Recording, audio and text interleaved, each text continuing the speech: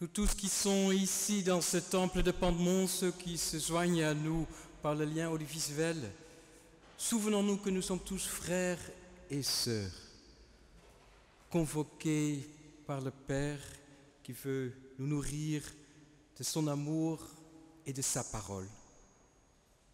Que nous sommes venus le cœur léger ou lourd, fatigué ou plein d'élan, triste ou joyeux, pauvre ou riche, à nous tous est donnée la grâce et la paix de notre Seigneur. Oui, que la paix de Dieu, la lumière de Dieu soit avec nous tous pour ce temps de culte et que son esprit inspire nos prières, nos chants, habite nos paroles et nos cœurs. Amen. Je suis très heureux de vous retrouver après une si longue absence de congé sabbatique depuis le début du mois de janvier. Permettez-moi de rappeler que notre Église, depuis quelques années, permet de vivre un tel congé de 4 mois aux pasteurs qui ont eu plus que 25 ans de ministère. Et c'était bien mon cas. Et c'est donc ces 4 mois de congé sabbatique que j'ai pris. Je me disais mieux de faire cela aujourd'hui que 2 ans avant la retraite en quelques années. Et c'est un temps béni, malgré les restrictions de la crise sanitaire qui parfois compliquait les déplacements, permis de faire beaucoup de tests, parfois de quarantaine aussi, en venant aux Pays-Bas par exemple. J'ai pu vivre le programme prévu un peu dans différents lieux, en Savoie, en Bretagne, dans 2 monastères différents, aussi chez des amis, en montagne, de la famille.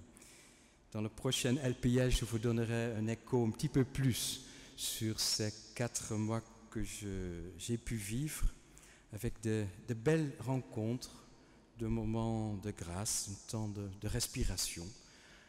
Après 15 ans à Paris, dans 2 paroisses différentes avec le rythme parisien, c'était bien de prendre ce temps de ressourcement, de respiration, de voir des amis que je n'avais pas vus depuis 20-25 ans parfois dans mon pays. Le mois d'avril du confinement, tout d'un coup, a annoncé de changer mon programme. J'avais prévu de randonner, je l'avais écrit dans la LPL, sur la route d'Assise ou de Saint-Jacques, mais ça a été la communauté de Thésée qui m'a accueilli pour tout le mois d'avril. J'ai pu vivre avec les frères, en partie un peu à l'intérieur de la communauté, ce qui était une expérience extraordinaire. Mais j'ai écrit un petit mot dans la LPL que vous recevrez prochainement sur ces 4 mois. Heureux de vous revoir, chacun, chacune, et de se retrouver. Je vous invite à un instant de prière.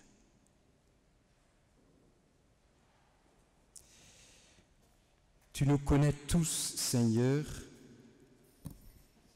par notre nom.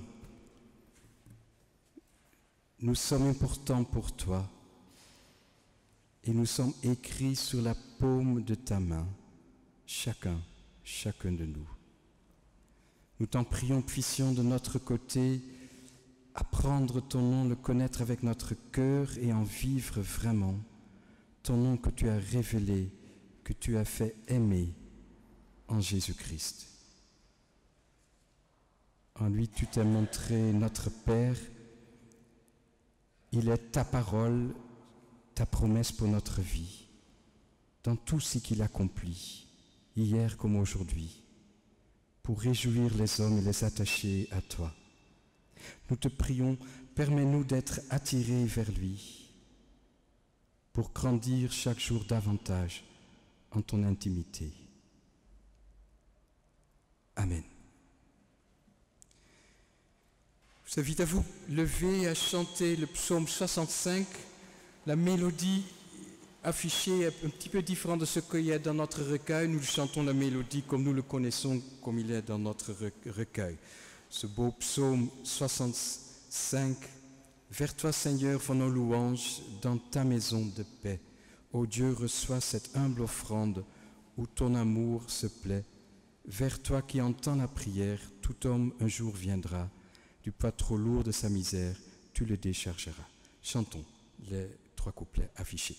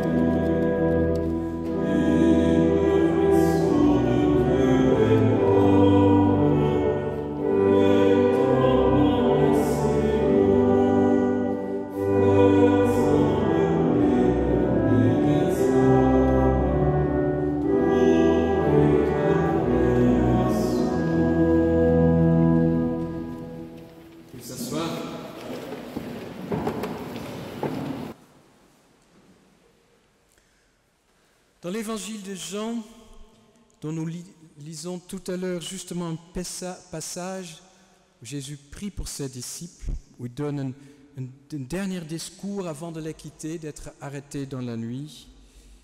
Il leur donne ce qu'il appelle un commandement nouveau, où il résume finalement pourquoi il est venu.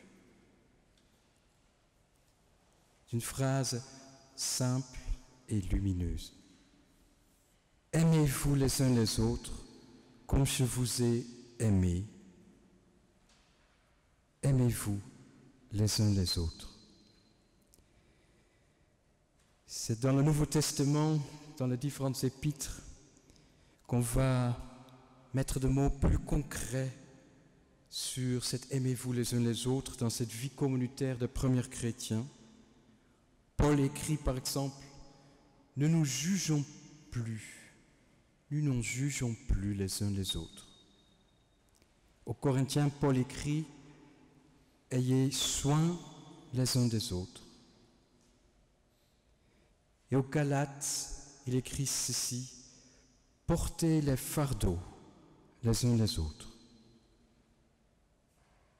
Aux Éphésiens, « Soumettez-vous les uns aux autres ». Aux Philippiens, Paul écrit dans l'humilité, estimez l'autre supérieur à vous-même. Ainsi, ces auteurs du Nouveau Testament nous disent ce que c'est d'aimer les uns les autres au quotidien de notre vie. Et nous savons que nous y arrivons si peu à cette parole lumineuse vers laquelle nous sommes appelés. je vous invite à la prière.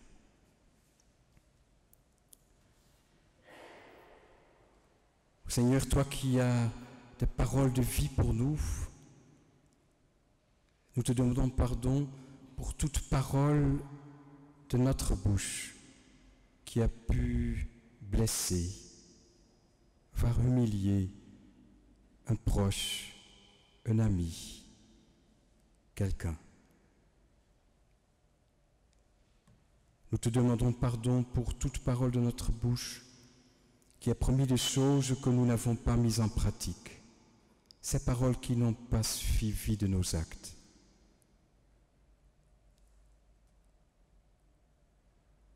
Nous te demandons pardon, toi qui dis des paroles de vérité, pour toute parole de notre bouche qui t'est messengère, quelle qu'en soit la raison.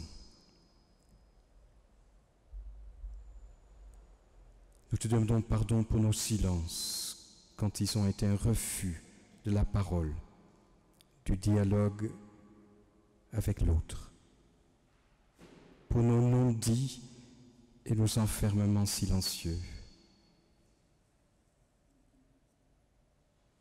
Nous te demandons pardon de prendre si peu de temps pour t'écouter dans ta parole ou pour te prier. Toi, notre Père, qui nous invite à te rencontrer comme un enfant rencontre dans la joie son père, sa mère. Mais Seigneur, pour tout cela, nous voulons te demander pardon du fond de notre cœur et en comptant sur ta parole libératrice et vraie de siècle en siècle qui est Jésus-Christ, notre pardon. Amen. Je vous invite à vous lever. Dans l'épître de Jean est écrit ceci: si notre cœur nous condamne, Dieu est plus grand que notre cœur et il connaît tout. Oui, Dieu est plus grand que notre cœur. Il connaît nos faiblesses, il connaît nos blessures, nos souffrances. Oui, Jésus-Christ est plus grand que notre cœur. Il est allé jusqu'au bout, lui, le Fils de Dieu, de l'amour qu'il a vécu jusqu'au bout, juste dans sa mort. Il nous libère de nos peurs et nous pardonne nos péchés. Il guérit nos blessures. Oui, l'Esprit Saint, plus grand que notre cœur, il nous console, le grand consolateur. Il nous maintient dans une communion avec Dieu, quoi qu'il arrive. Sa force vient du ciel, au-delà de tout, et Dieu a mis son esprit dans nos cœurs. Dieu, Père, Fils et Saint-Esprit, est plus grand que notre cœur. Il nous relève, il nous pardonne, il nous envoie vers nos frères et sœurs. Amen. Je vous invite à chanter « Oh que ces choses belles de louer, Seigneur » les deux couplets. Chantons. Oh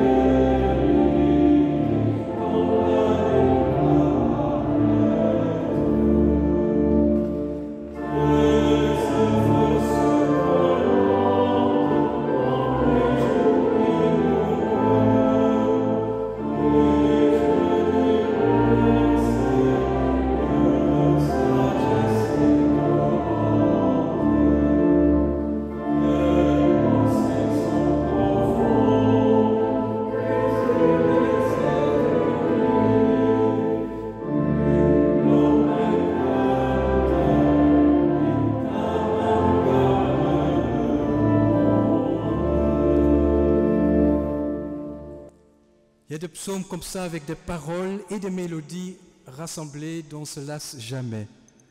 Je ne sais pas comment c'est pour vous, mais une telle chant, ça met vraiment dans la joie devant Dieu, avec vous, ensemble. Et c'est chanter ainsi, c'est effectivement louer.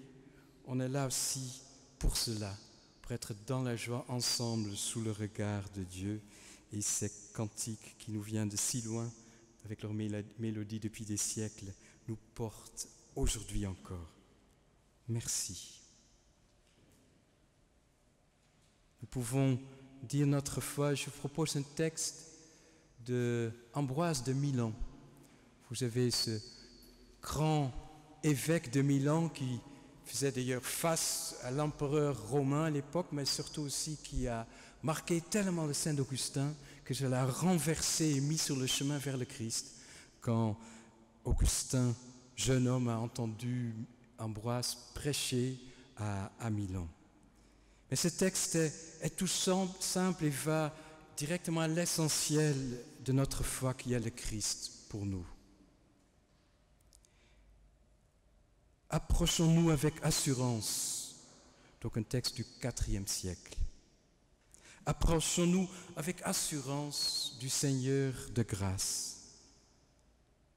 car nous avons tout pleinement en Christ. Veux-tu guérir? Christ est le médecin, comme il a dit. Es-tu accablé par tes fautes? C'est lui qui te justifie. As-tu besoin de secours? Il vient te fortifier. Si tu es plongé dans la nuit, sache que le Christ est ta lumière. Es-tu perdu? Oui, pour toi aussi, il est le chemin. Veux-tu fuir le mensonge? Il est la vérité pour toi. Es-tu troublé par la mort? Christ est la vie. Il est ressuscité pour chacun de nous. Heureux l'homme, la femme, qui met son espérance en Jésus, le Seigneur vivant. Amen. Jésus, ton nom est le plus beau, car il contient l'immense amour de Dieu. Nous allons chanter ce chant joyeux. Alléluia, Jésus, ton nom. Chantons les 4 couplets indiqués. Alleluia.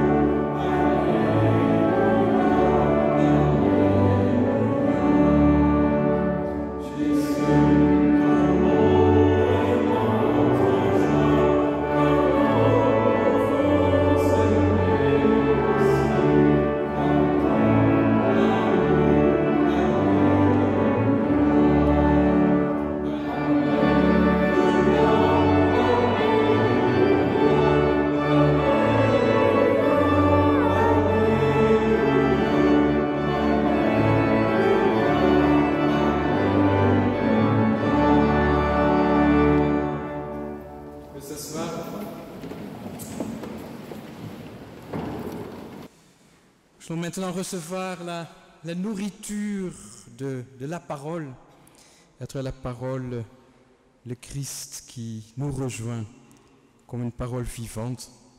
3 textes ce matin qui sont les textes du jour. Passage des Actes des Apôtres qui se situe après que Jésus est monté au ciel. C'était jeudi dernier, la fête de l'Ascension, fête chrétienne. Et avant la fête de Pentecôte, 10 jours après, les disciples se rendent compte qu'il y a un qui manque. Judas, qui s'est suicidé après qu'il avait trahi Jésus. Ils font d'une manière un peu étonnante désigner un 12e apôtre à nouveau. Vous allez entendre cela dans donc, les Actes des Apôtres. Après quelques paroles de cette magnifique première lettre de Jean, où il y a cette phrase, c'est la seule phrase dans tout le Nouveau Testament, je crois, elle dit « Dieu est amour ». Et nous sommes appelés à vivre de cet amour-là. Ensuite, l'évangile de Jean, où on se situe encore avec Jésus avant qu'il va quitter ses disciples dans cette dernière soirée, son dernier repas avec ses disciples, où il a posé des gestes, comme le lavement des pieds, j'en dirais un mot, rompu le pain et le vin, et un discours, mais il termine avec une longue prière pour ses disciples, et nous écoutons une partie de cette prière de Jésus pour ses disciples, qui leur laisse comme une sorte de testament. Nous allons écouter maintenant par Colette ces 3 textes.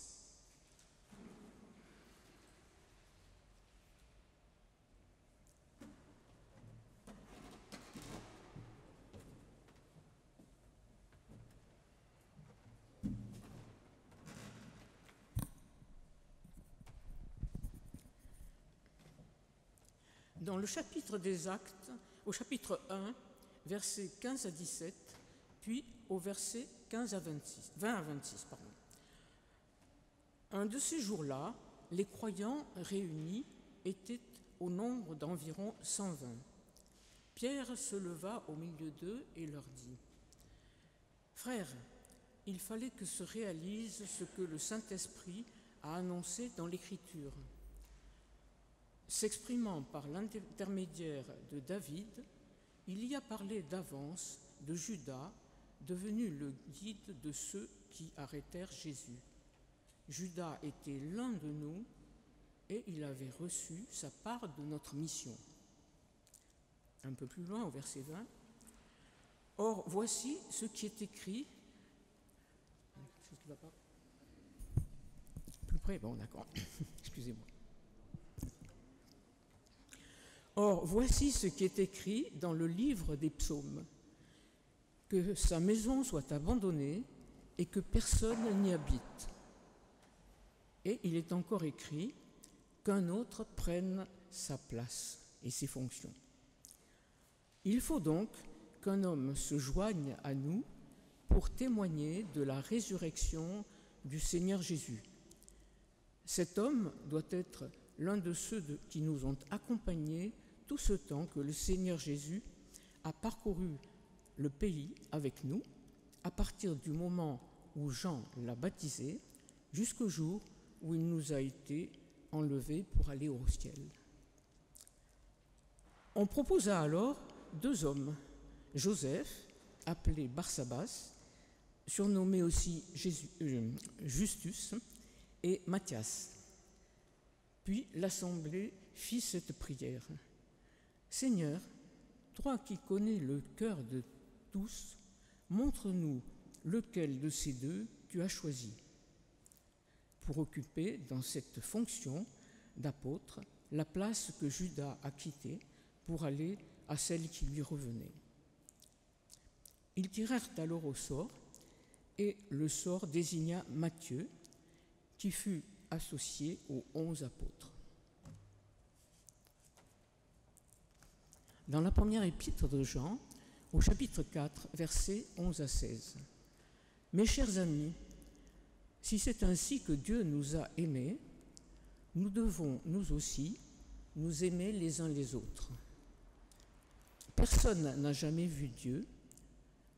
Or, si nous nous aimons les uns les autres, Dieu demeure en nous et son amour se manifeste parfaitement en nous. Voici comment nous savons que nous demeurons unis à Dieu et qu'il est présent en nous. Il nous a donné son esprit. Et nous avons vu et nous témoignons que le Père a envoyé son Fils pour être le Sauveur du monde. Si quelqu'un reconnaît que Jésus est le Fils de Dieu, Dieu demeure en lui et il demeure uni à Dieu. Et nous savons et nous croyons que Dieu nous aime. Dieu est amour. Ceux qui demeurent dans l'amour demeurent unis à Dieu et Dieu demeure en lui. Dans l'épître de Jean, au chapitre 17, dans l'évangile de Jean, au chapitre 17, versets 11 à 17. Père Saint, garde-les par ton divin pouvoir, celui que tu m'as accordé, afin qu'ils soient un, comme toi et moi, nous sommes un. Pendant que j'étais avec eux, je les gardais par ton divin pouvoir, celui que tu m'as accordé.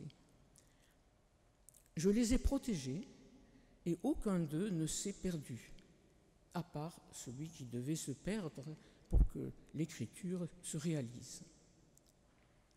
Et maintenant, je vais à toi. Je parle ainsi pendant que je suis encore dans le monde, afin qu'ils aient en eux ma joie, une joie complète. Je leur ai donné ta parole, et le monde les a haïs parce qu'ils n'appartiennent pas au monde, comme moi je n'appartiens pas au monde. Je ne te prie pas de les retirer du monde, mais de les garder du malheur, du mauvais. Ils n'appartenaient pas au monde, comme moi je n'appartiens pas au monde. Fais qu'ils soient entièrement à toi pour le moyen de la vérité. Ta parole est la vérité. Amen.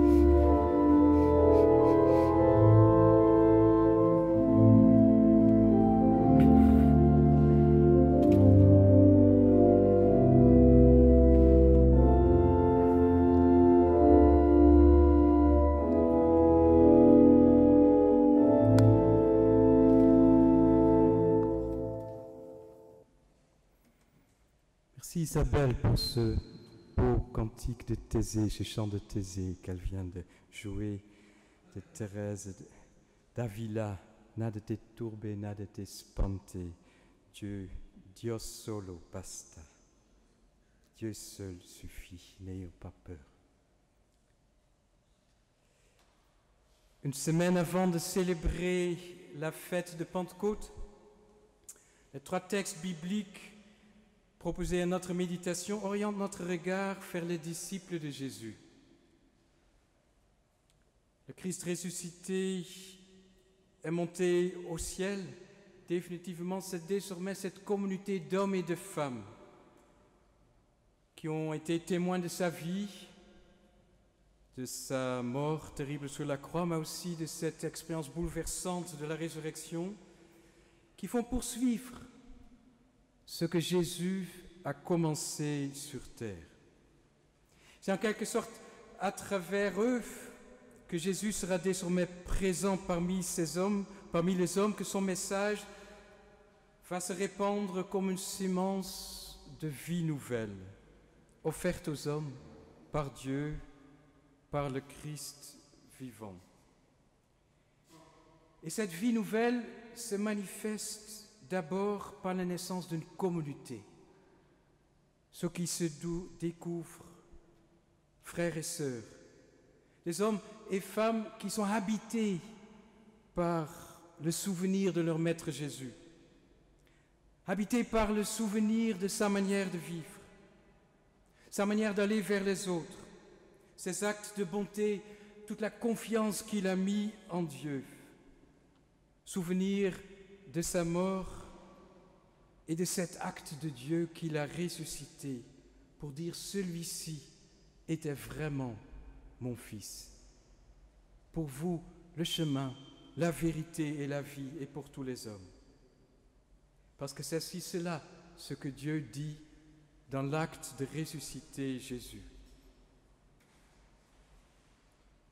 Jésus sera désormais présent aussi à travers ses disciples. Et Pentecôte, c'est en quelque sorte bien cela, c'est l'Esprit de Jésus qui vient saisir avec force le cœur de ses disciples pour qu'ils soient vivants désormais à travers et en eux. Absent des hommes parce qu'il est monté au ciel, il va être présent d'une manière nouvelle, spirituelle, intériorisée dans le cœur des hommes et des femmes, en mettant en eux cet même esprit de confiance dans le Père, cette même espérance en Dieu, cette même recherche de fraternité. Tout ce qui habitait Jésus devrait désormais habiter sa communauté, nous, les hommes. Le même esprit de ce qu'on a vu de manière concrète dans la vie de Jésus et dont les évangiles nous parlent. Les 3 textes ce matin nous rappellent plusieurs choses essentielles en rapport à cette communauté qui se crée par l'Esprit de Jésus, qui devient vivante en eux. 3 choses essentielles pour dire ce qui est l'Église, finalement, qui vit dans le nom, dans l'Esprit de Jésus.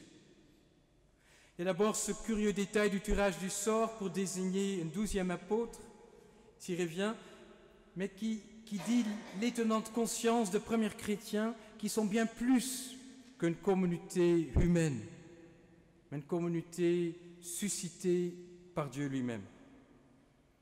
L'Esprit de Jean nous centre sur cette unique nécessaire à vivre qui doit caractériser cette vie nouvelle des hommes et femmes qui veulent vivre de Jésus. C'est une communauté qui vit de son amour et le met en pratique.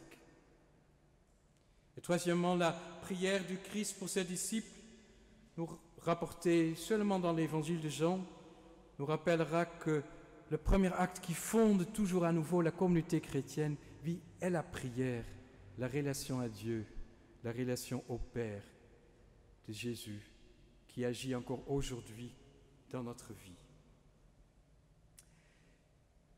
Première vue, c'est un peu anecdotique. Je ne sais pas ce que vous avez pensé, cette histoire du tirage entre 2 candidats pour remplacer Judas. Pourquoi ce tirage au sort? Mais ils le disent parce que Dieu connaît le cœur. Il crée comme ça un espace pour Dieu, pour agir, pour prendre l'initiative. Et finalement, cet acte un peu curieux de cette première sorte d'assemblée générale de premiers chrétiens est comme une confession de foi extrêmement importante sur ce qui veut être cette communauté. L'Église est d'abord l'affaire de Dieu. C'est cela qu'ils ont compris et qui s'exprime à travers cela. Dieu merci, l'Église est d'abord l'affaire de Dieu. Si ce serait que l'affaire des hommes, l'Église sera déjà plus là, sans doute. Parce que l'Église traverse des crises. Si ces derniers temps encore traversé des crises, je ne pense pas seulement aussi de crises sanitaires, mais d'autres crises que l'Église, je pense aux pédophilies, des prêtres L'Église est d'abord une affaire de Dieu. C'est pourquoi elle renaît toujours à nouveau. Si ce n'est pas ici, c'est là, à côté de nous, ou dans d'autres pays, d'autres continents, à Paris. L'Église est toujours en train de renaître et on le voit. Ce qui compte dans l'Église, ce n'est pas ce que nous en voulons faire, mais ce que Dieu veut faire avec notre vie. Et c'est toute une autre chose. Au tout début de la communauté chrétienne, déjà durant la vie de Jésus, il y a l'initiative de Jésus qui appelle des hommes. C'est lui qui prend l'initiative. C'est Dieu qui a l'initiative de l'Église. Ce n'est pas une invention des hommes après la mort et la résurrection du Christ pour survivre à cette crise-là. Non, Jésus déjà a commencé à rassembler les hommes. Et encore veut le faire aujourd'hui. Il le fait encore aujourd'hui. Et sans doute parfois nos traditions ecclésiales humaines peuvent presque empêcher un petit peu de ce que le Christ veut faire aujourd'hui. Parce que l'esprit de Christ est toujours un esprit créateur, qui veut faire des choses nouvelles avec nos vies, au milieu de nous. Et Pentecôte, c'est bien cela. Cette croyance que l'Esprit de Dieu peut faire des choses nouvelles, aujourd'hui encore, si pour son Église. Et qu'il y a plein de lieux où l'Église est en train de grandir. Peut-être pas toujours en France, mais aussi en France, dans certains lieux. Mais ailleurs, certainement. Ou les virages nouveaux que l'Église prend. Et sans doute cette Église, j'étais impressionné aussi en voyageant donc un peu dans mon pays, les Pays-Bas, comment partout les églises se sont adaptées à cette période compliquée de crise. Partout les églises ont su s'adapter à cette nouvelle réalité de faire des cultes télévisés en touchant un public bien plus important qui touchait avant. Aux Pays-Bas, pareil, comme ici en France. Avec plein de choses nouvelles qu'on peut trouver aussi sur Internet où des chrétiens s'expriment. Tout un foisonnement comme une sorte de Pentecôte dans nos pays. L'Esprit du Christ est toujours créateur. Là où nous accueillons vraiment cet Esprit du Christ, il se passeront des choses nouvelles. Une des choses que l'Esprit fait à Jérusalem, c'est créer donc une communauté. Parce que le message du Christ est d'abord une manière de vivre. Il faut répandre cette bonne nouvelle le jour de Pentecôte, mais d'abord, il commence à le vivre dans l'esprit de Jésus. Être chrétien selon la manière de Jésus est d'abord une manière de vivre les uns avec les autres. Et ce que les premiers chrétiens ont très vite compris dans la communauté qui vit de l'esprit de Jésus, de cette recherche de l'amour fraternel, qui est le signe par excellence, qui compte le plus dans cette communauté du Christ, est de vivre ce que Jésus avait commencé à vivre parmi eux. Et l'apôtre Jean, en quelque sorte, l'exprime dans cette phrase que nous avons entendue, si magnifique, si lumineuse. Bien-aimés, si Dieu nous a aimés ainsi, c'est-à-dire ce que nous avons vu en Jésus de Nazareth, ce qu'on voit quand on ouvre les évangiles aujourd'hui sur ces différentes pages, qu'on médite ces pages, si Dieu nous a aimés ainsi, nous aussi devons nous aimer les uns les autres à la manière de Jésus. Je pense que cette phrase-là résume ce qui est au fond le christianisme. Pas d'autre chose.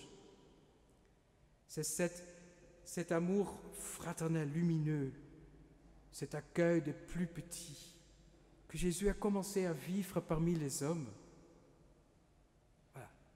Nous sommes appelés à poursuivre cela aujourd'hui, à la mesure de nos forces et de l'aide que Dieu nous donne. Et quand nous parlons de l'Esprit Saint, nous allons vivre Pentecôte. Mais l'Esprit que Dieu veut mettre dans nos cœurs, ce n'est pas quelque chose un peu magique ou mystérieuse ou abstraite, troisième personne de la Trinité, avec une formule bien trop grecque, on va dire. Non, c'est cette réalité telle que Jésus le vit, de village en village, sur la route de Galilée. Ce qui rayonne à travers la vie de Jésus. C'est ça l'Esprit Saint. C'est ça ce que Dieu fait en lui et qu'il veut faire en nous. C'est très concret, vous voyez, le Saint-Esprit. Et quand on dit que voilà, l'Église vit du Saint-Esprit, c'est-à-dire que l'Église est que vivante s'il y a cet amour de Christ que nous partageons entre nous et que nous cherchons à partager avec les autres. Et c'est ça que nous voulons recevoir toujours à nouveau, cet esprit-là, cet Esprit Saint, ce souffle-là. C'est rien d'abstrait, le Saint-Esprit. C'est très concret. Et c'est impressionnant quand on écoute l'apôtre Jean dans son épître dire « Si nous nous aimons ainsi, Dieu demeure en nous. Si l'amour fraternel circule parmi nous, Dieu est présent. »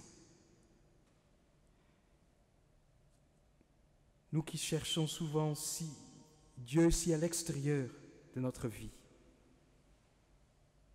mais peut-être il circule parmi nous par cet amour fraternel décliné de 1000 manières. Et là, Dieu est présent parmi nous, ce n'est pas une autre réalité. Il y a des théologiens aujourd'hui qui affirment que le christianisme, comparé à d'autres religions, n'est pas une religion, mais qu'il y a une manière de vivre, une communion qui se crée entre les hommes où Dieu est présent. Les religions relient à une autre réalité, mais notre réalité est là, présente parmi nous. Il est là. Et c'est l'apôtre qui le dit. Si nous nous aimons les uns les autres, Dieu demeure en nous et nous demeurons en lui. Dietrich Bonhoeffer disait qu'au fond, le chrétien n'est pas un homme religieux, c'est-à-dire des rites, des dévotions, de regards tournés vers notre monde. Dietrich Bonhoeffer disait, nous chrétiens, nous ne sommes pas religieux, au fond. Parce que Dieu veut que nous soyons pleinement vivants, pleinement hommes, femmes, à la manière du Christ, selon l'amour du Christ. Personne n'a jamais vu Dieu, écrit l'apôtre Jean, mais si nous nous aimons les uns les autres, Dieu demeure en nous. Dieu est beaucoup plus à l'intérieur de notre vie que nous pensons. Il est dans nos cœurs, dans cet appel constant de nos profondeurs à l'appel à la bonté, à ce qui est vrai, à la générosité, à l'empathie, la solidarité avec ceux qui souffrent. Dieu est là, dans cet appel, à l'intérieur de nos vies, il est présent. Pour le christianisme, peut-être le seul vrai temple, comme dit l'apôtre Paul, où Dieu veut habiter, est l'être humain. C'est nous.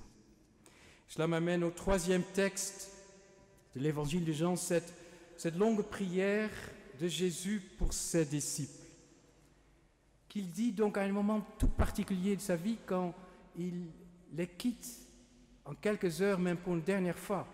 Quelques heures après ce dernier repas avec ses disciples, il va être arrêté dans la nuit, condamné, ils seront séparés définitivement.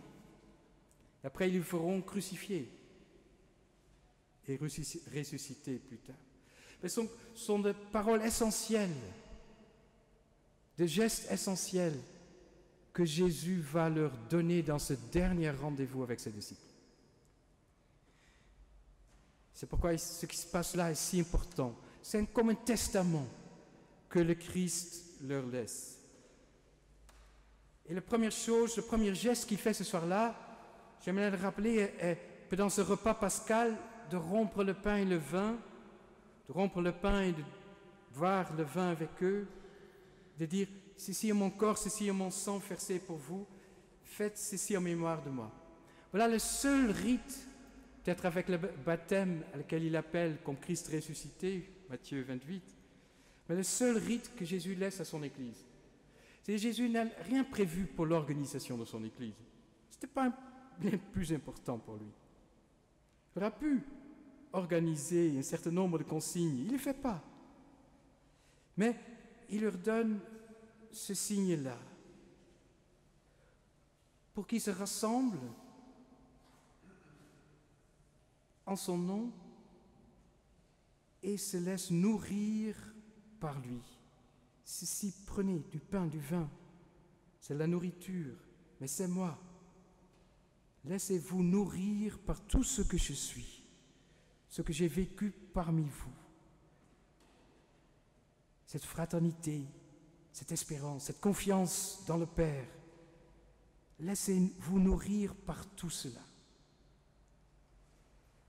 C'est cela le sens symbolique si profond, si essentiel de ce que nous vivons en temps normal. Nous espérons de le revivre bientôt à nouveau, c'est peut-être pas pour demain, mais que dimanche prochain, il y aura Sainte Seine, c'est Pentecôte, ce sera le culte des confirmants, ce sera Sainte Seine, on restera sur place dans les 3 cultes, le matin à 9h, à 10h30 avec les jeunes confirmants, et aussi le soir, bien que le soir aussi, donc il y a ce culte à 18h30. Nous avons été si privés, et difficile pour certains, pour d'autres ils le vivent autrement, mais c'est tellement fort et symbolique. Parce que quand nous nous mettons en cercle et nous prenons ce pain et ce vin, nous disons tous ensemble, celui par lequel nous voulons nourrir notre vie, spirituellement, humainement, c'est Jésus. Sa manière de vivre, sa manière d'aimer, son esprit qui est en lui, cette manière de regarder l'homme, les petits, les enfants, la femme, les lépreux, les exclus. C'est cela qui nous saisit, qui au fond, qui nous tire vers Dieu, vers le haut, les uns vers les autres. C'est cela par lequel nous voulons nourrir ensemble en communauté et chacun personnellement. C'est cela ce moment de la scène que nous vivons. C'est ça la symbolique profonde. C'est Jésus qui dit « Je veux nourrir ta vie, toujours à nouveau, avec ma confiance en Dieu, avec mon amour. » Et nous savons que pour Jésus, ça passait par des gestes très concrets, très physiques, je dirais. Au début, c'est l'autre geste qu'il laisse à ses disciples, comme un testament ce soir-là, c'est le lavement des pieds. Mais ça restait dans leur mémoire. Il a fait ce geste d'un esclave ou de plus jeunes garçons ou des femmes faisaient seulement. Et c'est lui qui fait. Pour dire, parmi vous, il ne devra jamais avoir l'esprit de domination, d'être plus grand que les autres. Là, l'esprit du plus fort, mais l'esprit du service, d'humilité. C'est ça que nous voulons vivre. Être dans une relation humble les uns avec les autres. Se faire serviteur de la communauté avec ce que je peux apporter. Et si je ne peux plus apporter, ou j'ai du temps d'autres choses concrètes, ou je l'ai fait dans le passé, aujourd'hui je peux apporter ma présence. Je peux apporter ma prière, mon sourire aux frères. Voilà. Des choses très, très simples et concrètes. Nous dit Jésus, c'est ça, s'aimer les uns les autres. Et ce geste de lavement de pieds a marqué les esprits avant que Jésus les a quittés définitivement.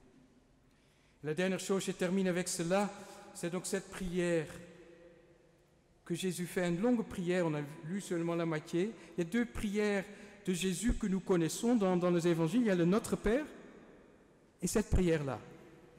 Il y a encore quelque part une louange, mais voilà, donc c'est une prière très précieuse que l'évangile de Jean nous donne. Mais c'est les derniers actes que Jésus fait pour ses disciples avant de les quitter. Pas de consignes d'organisation pour demain, il prie. Il met leur vie sous le regard du Père. L'Église vit sa vie toujours sous le regard de Dieu, dans sa relation à Dieu. Et Jésus nous dit là, ses disciples, c'est essentiel d'être une communauté, mais qui met toujours sa vie sous le regard de Dieu. Dans nos réunions, dans nos cultes de dimanche, bien sûr, dans nos vies personnelles, c'est ça être chrétien. Mettre ma vie sous le regard de cet amour plus grand que nous, qui nous dépasse, qui est toujours neuf. L'amour de Dieu est toujours nouveau pour notre vie. Et parfois, il faut juste se mettre là, en silence. J'ai eu la chance de vivre tout le mois d'avril dans l'église de Thésée, où au cœur de ces prières le matin des frères de Thésée, une centaine au milieu de l'église, et ses frères, ces jeunes hommes, ou un peu plus âgés maintenant, on était peu autour parce qu'il n'y avait pas d'accueil, on était juste quelques personnes, quelques jeunes autour. Mais il n'y a pas de prédication dans ces temps de prière, il y a toujours un long silence. Un long silence. Et pas de réchauffement spirituel dans cette prière. Parce que dans ce long silence, chacun est placé devant Dieu, devant soi-même, avec tout ce qui nous traverse. Mais c'est un temps que j'offre, que ces frères offrent dans chacune de leurs prières. Il y a presque 10 minutes de silence à Dieu. Pour Jésus, il a vécu lui-même du regard du Père tout au long de sa vie. Mais c'est aussi dans la prière que Jésus vit cela.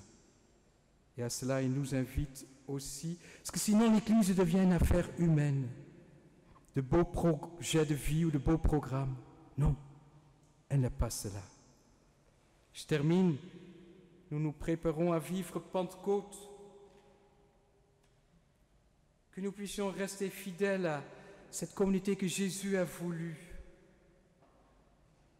Que nous puissions être une communauté qui cherche d'abord et avant tout, toujours à nouveau, à mettre en acte cette manière de vivre que Jésus a vécue parmi nous. Cet amour qui nous propose à vivre dans des actes concrets, humbles.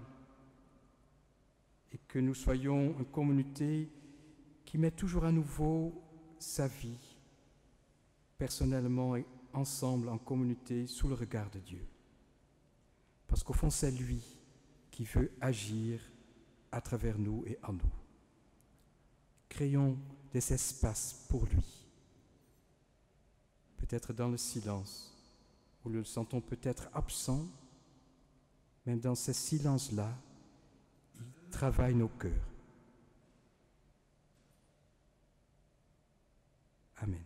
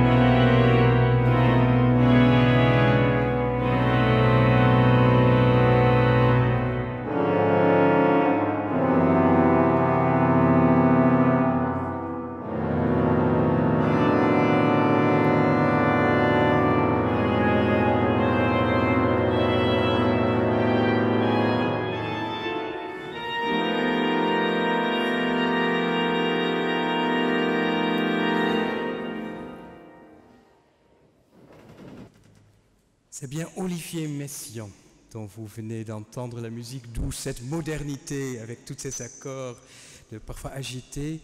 Ce compositeur français ici de Paris, était bien connu, qui s'est toujours inspiré de sa foi chrétienne. Je crois que ce morceau, c'est aussi un de ces morceaux qui parle de Dieu demeure en nous, justement. Voilà. Nous allons chanter un de ces beaux cantiques de Pâques. Seigneur, en ta victoire, tu as détruit la mort, tu as marqué nos corps, ton esprit repose sur nous. Et je vous invite à vous lever et à chanter donc le 84, les 3 couplets, ou les 3 couplets.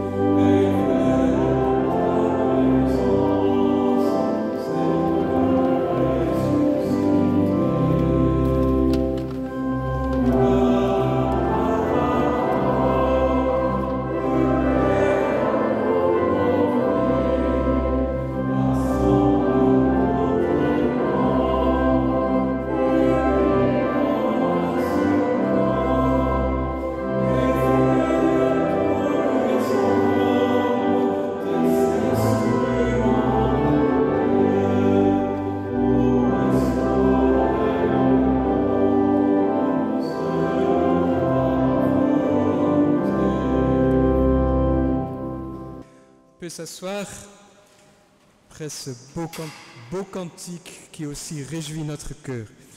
C'est le moment des annonces. Je ne sais pas s'il y a des gens qui... Jean-Michel on va prendre ici donc.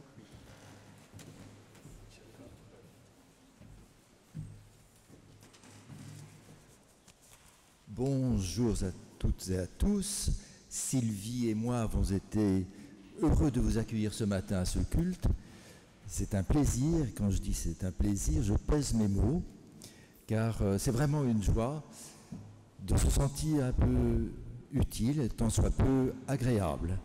Et ce ne serait guère fraternel que de ne pas vous inviter d'ailleurs à remplir ce rôle de temps en temps d'accueillant. Il suffit pour ça de venir me voir à l'issue de ce culte et je vous inscrirai.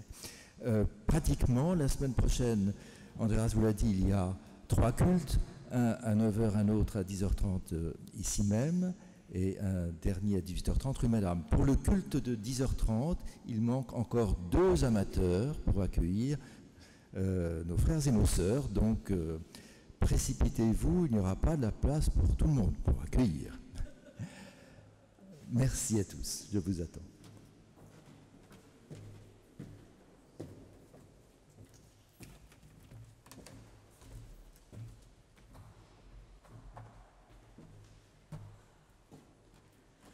Bonjour, je m'appelle Taka. Je vous annonce depuis à peu près une semaine notre cantique « J'ai soif de ta présence » a été mis sur la ligne. S'il y a 34 millions de gens qui écoutent, il paraît qu'on peut toucher 3 000 €. Et comme ça, on peut faire offrande à la paroisse. Mais ça m'étonnerait 34 millions de gens qui écoutent notre j'ai soif de ta présence. Mais moi j'ai beaucoup je regarde l'histoire de petits chatons ou recettes de cuisine. Mais si vous en avez marre de tous ces trucs, écoutez cette vidéo. Il y a une grave erreur.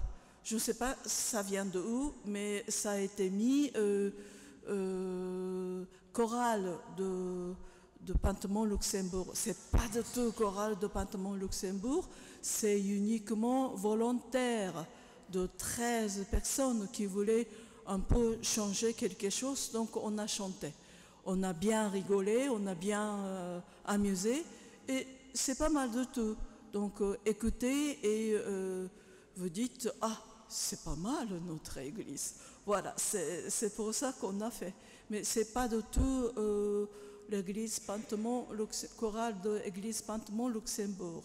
C'est uniquement volontaires qui voulaient chanter. Au début, on était une trentaine, mais on est arrivé à la fin 13-14 qu'on a chanté. C'est Denise est là, si elle sait que ça a été mis chorale de Panthemont-Luxembourg, elle va avoir un crise cardiaque. C'est pas le moment parce qu'elle vient d'être opérée, donc voilà. C'est pas du tout chorale de Panthemont-Luxembourg, mais c'est volontaire de chanter 626. Écoutez, c'est pas mal du tout. Voilà. Merci beaucoup.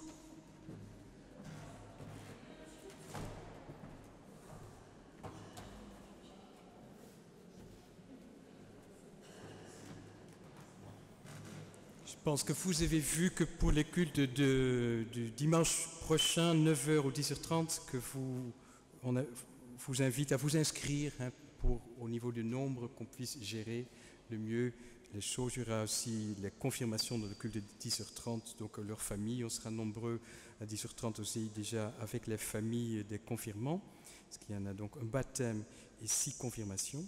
Et voilà, inscrivez-vous donc pour ces deux cultes.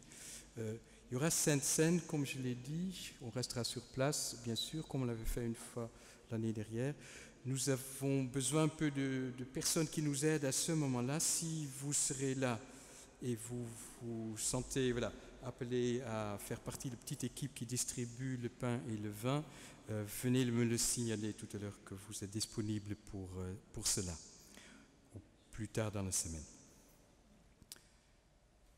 Voilà, est-ce qu'il y a d'autres annonces à faire? Non. C'est le moment de l'offrande pour la vie de l'Église.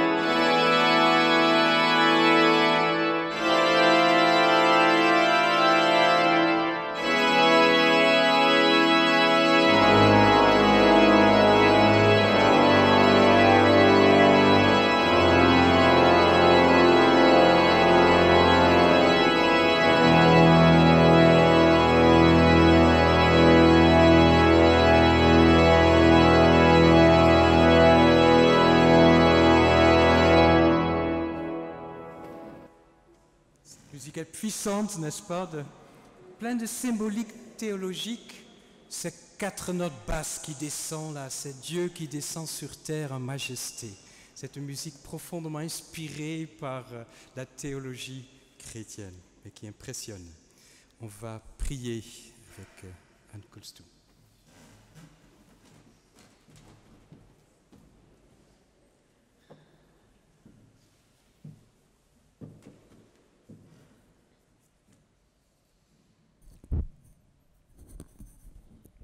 Je vous invite à la prière d'intercession. Seigneur notre Dieu, enrichi par ta parole qui nous porte dimanche après dimanche, nous déposons devant toi maintenant les peines, soucis, souffrances et autres maux du monde qui nous entourent. Nous intercédons pour que ta paix revienne dans les pays où des hommes se battent pour des territoires ou défendre un pouvoir injuste.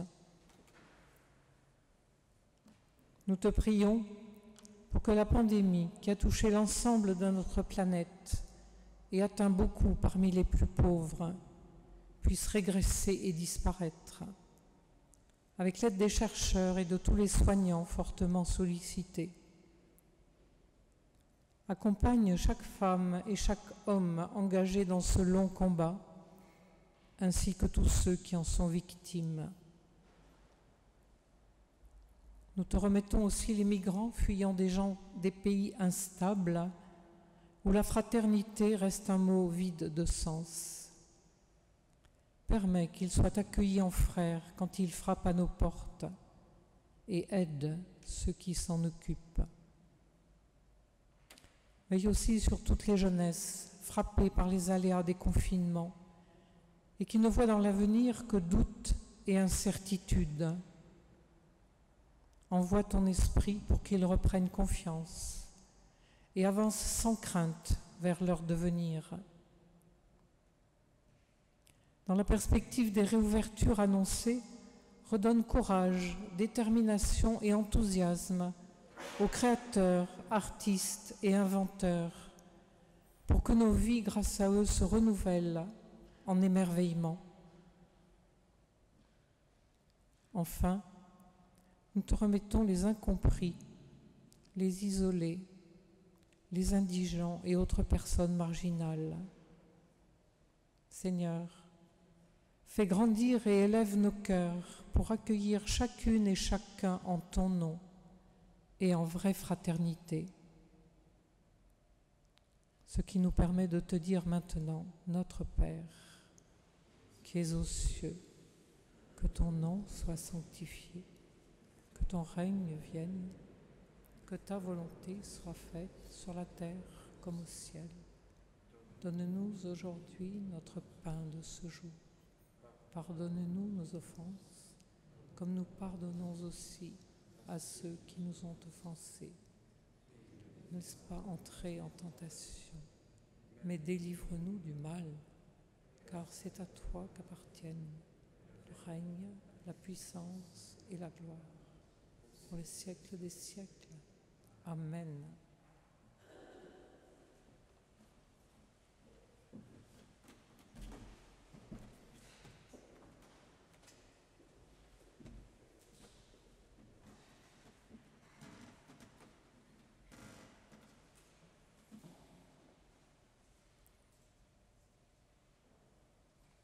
Je vous invite à vous lever pour recevoir une parole et la bénédiction, et ensuite nous chantons le cantique 266. Une parole toujours lumineuse de Frère Roger de Thésée. Jésus, notre joie, quand nous comprenons que tu nous aimes, quelque chose de notre vie est apaisé et même transformé. Nous te demandons, qu'attends-tu de moi? Et par l'Esprit Saint, tu réponds, que rien ne te trouble. Je prie en toi, ose le don de ta vie. Que le Dieu de l'espérance nous remplisse de toute joie, de toute paix par la foi, afin que nous débordions d'espérance dans la puissance de l'Esprit. Amen. Chantons.